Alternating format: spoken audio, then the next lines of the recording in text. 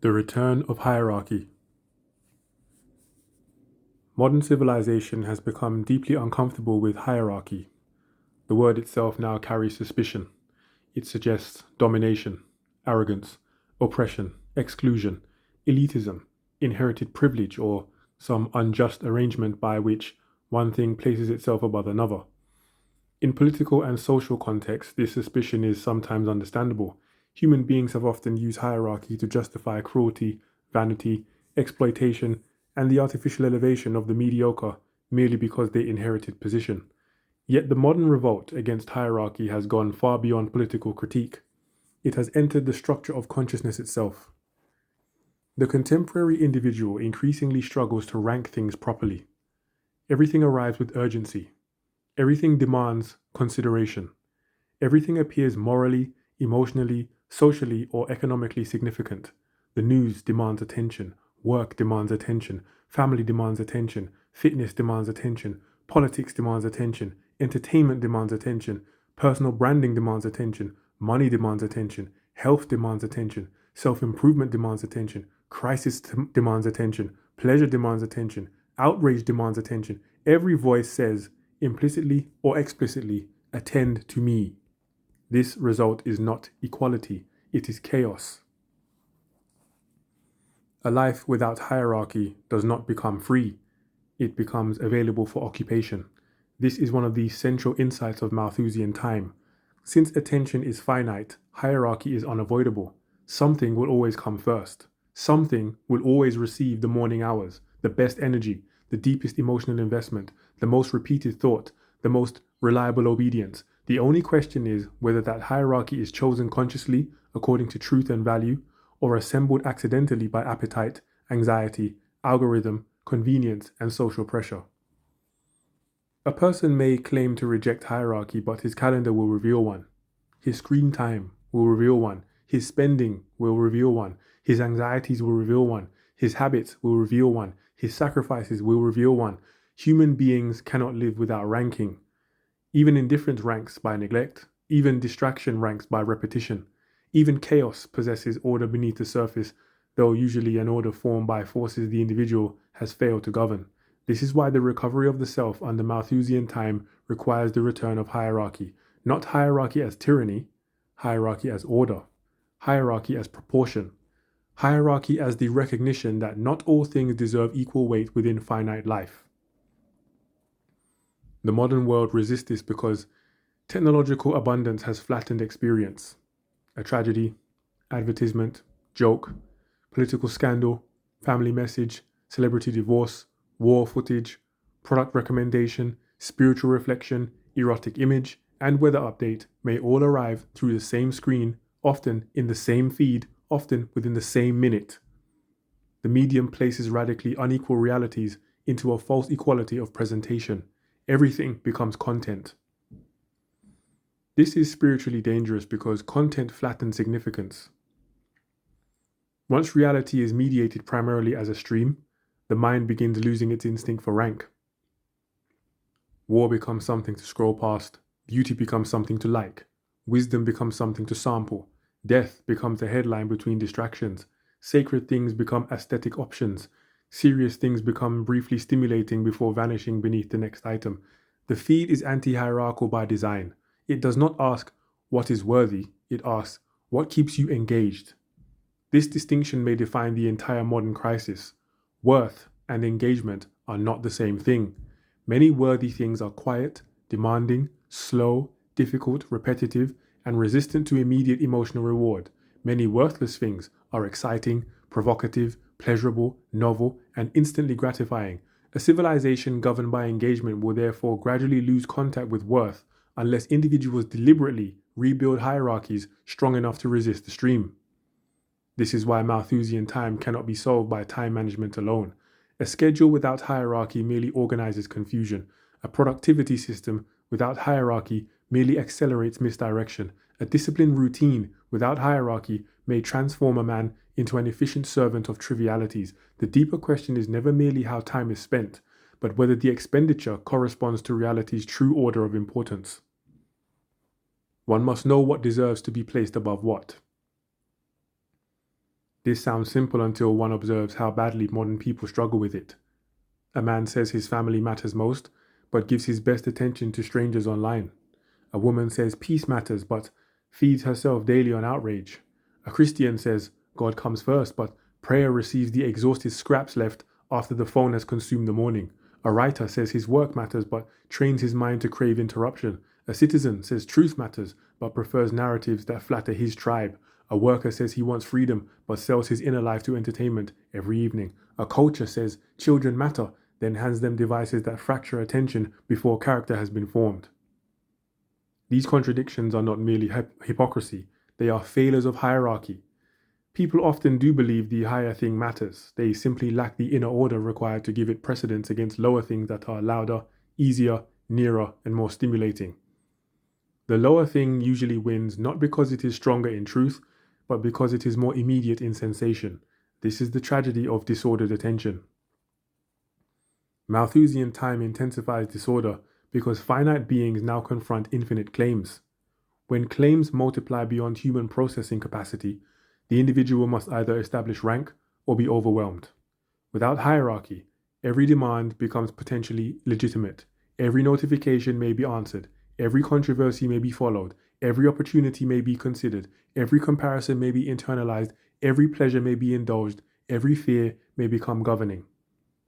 The soul becomes a parliament of unranked impulses, and the loudest faction rules.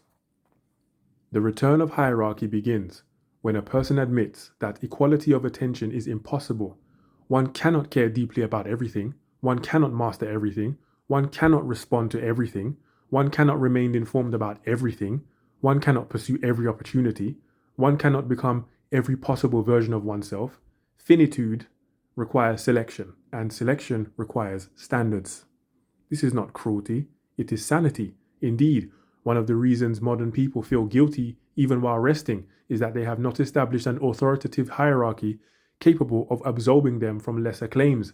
If one does not know what matters most, then every neglected demand feels like possible failure. Ambient guilt thrives in the absence of rank.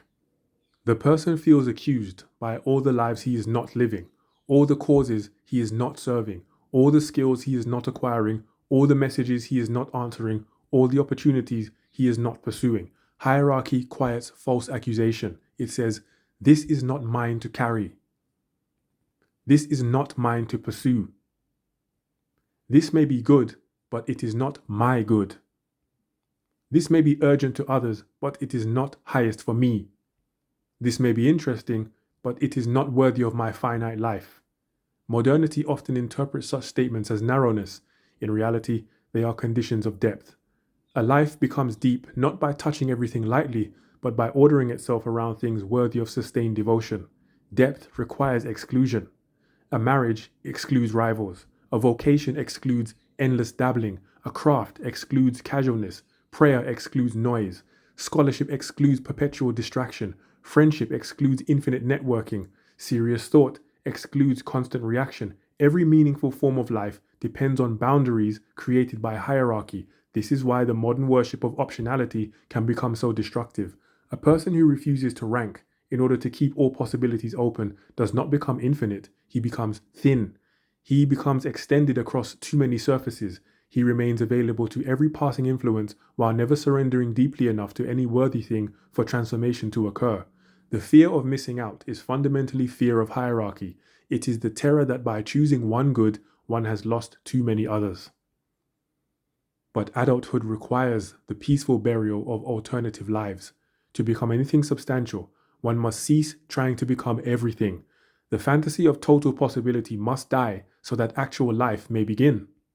This is not loss only, it is incarnation. An unchosen life remains abstract. A chosen life becomes real. The return of hierarchy therefore demands courage because ranking values always involves sacrifice. If God is highest, idols must fall. If family is high, selfish independence must be limited. If truth is high, flattering lies must be refused. If health is high, appetites must be governed. If craft is high, distraction must be resisted. If wisdom is high, shallow stimulation must lose authority. Every true hierarchy wounds something lower. This is why people avoid hierarchy. It forces judgment. it ends ambiguity, it reveals what must be surrendered. Yet without surrender, life dissipates. A person may complain that he lacks time, but often he lacks rank. His hours are not empty, they are occupied by things he has never properly subordinated. He does not need a longer day as much as a clearer order. The 24 hours remain fixed. What changes is the authority structure governing them. The question becomes, what has the right to interrupt me? This question alone exposes the hidden hierarchy of a life. Can any notification interrupt prayer? Can any controversy interrupt peace? Can any pleasure interrupt duty? Can any stranger interrupt family? Can any algorithm interrupt thought? Can any fear interrupt obedience? Can any appetite interrupt purpose? Every interruption accepted repeatedly becomes a confession of rank. The return of hierarchy means making such confessions consciously rather than accidentally. It means refusing the modern flattening of significance. It means recognizing that a message is not equal to a child, a headline is not equal to scripture, a feed is not equal to a book, an impulse is not equal to a vow, a trend is not equal to truth, and a passing mood is not equal to a permanent duty. A sane life depends upon these distinctions. A sane civilization depends upon them even more. When societies lose hierarchy of value, they become vulnerable to manipulation at scale.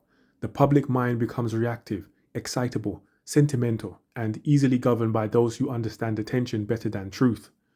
Political life degenerates into stimulus management. Media becomes outrage distribution. Education becomes credentialing without wisdom. Entertainment becomes sedation. Moral language becomes performance. Sacred things become aesthetic accessories or ideological tools. Civilization cannot remain serious when its people forget how to rank seriousness. This is why the recovery of hierarchy is not merely personal therapy, it is cultural resistance. To say that some things are higher than others is to resist the great flattening machine of modernity.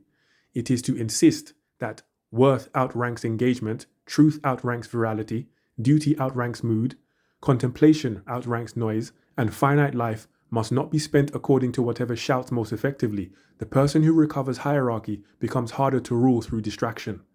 He does not need to answer every provocation. He does not need to follow every crisis. He does not need to admire every celebrity. He does not need to fear every accusation. He does not need to explore every option. He does not need to purchase every improvement. He does not need to become every possible self, because he has order, and order is liberation. Not because it removes limitation, but because it gives limitation meaning. Under Malthusian time, no one escapes finitude. No one receives unlimited attention, unlimited energy, unlimited life. The question is whether finitude becomes tragic waste or ordered sacrifice. Hierarchy transforms limitation into form. It gives shape to days. It turns refusal into devotion. It allows a human being to spend himself deliberately rather than be spent by the age. This is the return of hierarchy, not the worship of power, not nostalgia for unjust structures, not contempt for human equality before God, but the recovery of rank within the soul. The knowledge that some things are higher, some things are lower, and a life that cannot tell the difference will eventually be consumed by what is lowest, simply because what is lowest usually demands the least and shouts the loudest.